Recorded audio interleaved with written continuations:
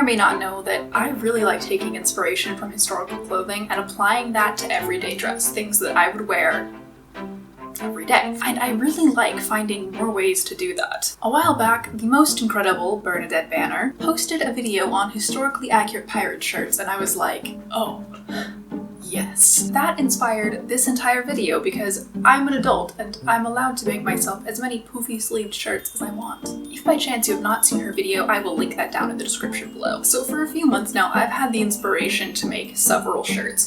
The first one, following Bernadette's tutorial, is a historically accurate men's shirt from the 18th century. I wouldn't say it's historically accurate, I would say it's more so like an inspired 18th century men's shirt because I didn't quite have enough fabric to make it correctly, but it's fine. And then the other shirt that I'm making is very similar in construction because it's still made mostly of, you know, squares and straight lines and whatnot, but I went for kind of a 1/2 to 3/4 sleeve length because I think that's cute.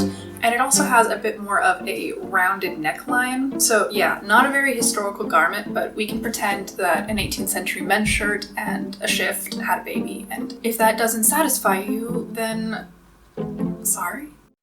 If you've worked with linen before, then you probably know that it's quite slippery and can be difficult to cut on the straight of grain. This is a little problematic because if it's cut off grain, it can cause your garment to hang all sorts of wonky ways. The solution to this problem is a technique called drawing threads, which involves going in and pulling out an individual thread with a pin to mark your piece. This can be quite tedious, especially if you're working on more than one garment at once, but I found it very satisfying to see all of my pieces laid out on the fabric once I was done. After that, it's just a simple matter of snipping along those lines to cut out your pieces.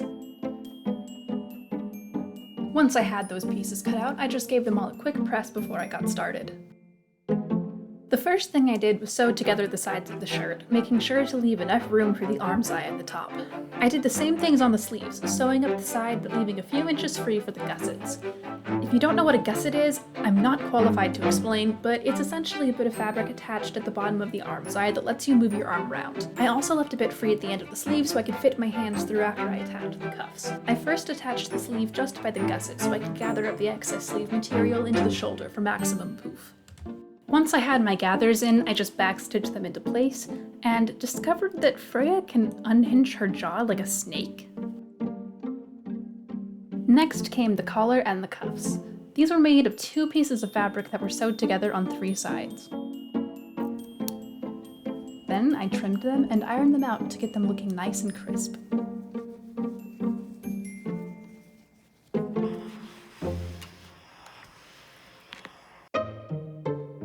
The sleeves and the cuffs were both attached in the same way. I ran a gathering thread along the back of the neck bit and through the sleeves.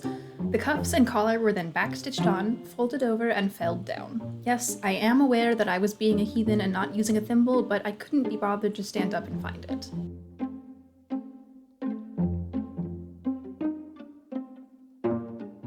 Quick explanation, I finished off all of the seams by felling them down.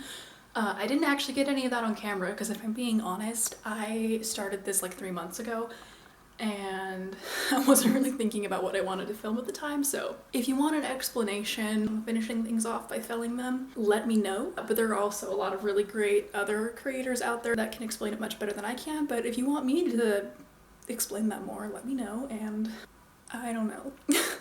The second shirt was made in mostly the same manner, so I set to work sewing up the straight seams by machine.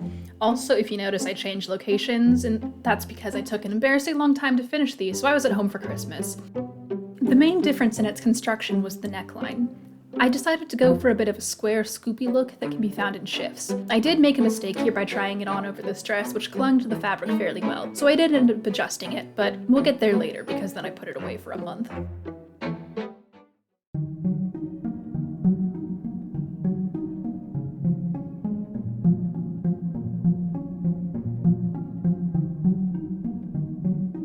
These sleeves were also attached in a similar fashion, except I was running out of fabric so there wasn't enough excess in the sleeve to really gather it into the shoulder. The cuffs were attached like before, by gathering the excess into the sleeve, but I sewed it down by machine instead of back stitches. The gathering thread was visible, so I made sure to remove it before folding the cuff over and felling down the outside.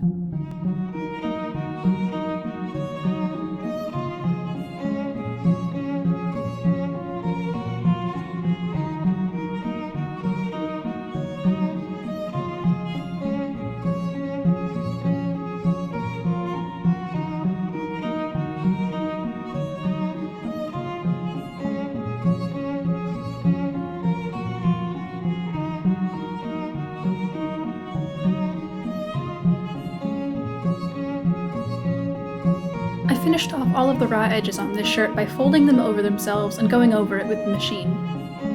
I encountered a slight problem with the neckline, like I mentioned before, and that was that I made it a bit too wide and it was constantly sliding off my shoulders. To fix this, I whipped down a little box pleat thing at the sides of the neckline at the top of the armscye. And with that, I was finished.